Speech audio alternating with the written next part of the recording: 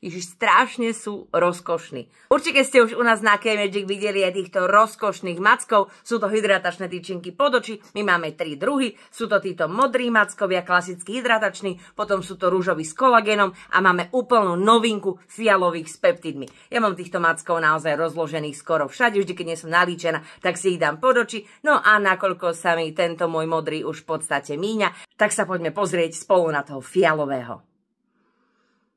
Títo máckovia strašne pekne voňajú, takže je to potešenie viacerých zmyslov. Každý voní trošku ináč. Ja som extrémne zvedavá práve na toho fialového. Títo fialoví sú s peptidmi. Peptidmi sú úplne skvelé, pretože podporujú tvorbu kolagénu v pleti. No a to chceme, aby naša pleť bola pekne napnutá, aby sa tam netvorili vrásky.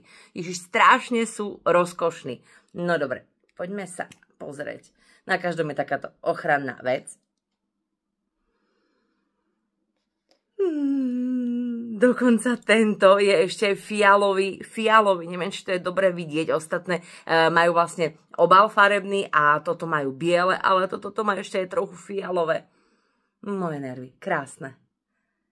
Nezanecháva to v podstate nič na pleti, len máte taký úplne hebučký pocit, je to strašne jemné.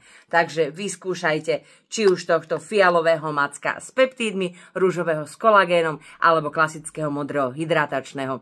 Pod očí je to absolútny zázrak, normálne cítite, ako sa vám to očné okolie hydratuje a to chceme, pretože keď nie je hydratované, tak sa zbytočne tak sťahuje, napína a práve to tvorí tie nechcené vrásky okolo očí. Ktorého macka by ste si vybrali vy?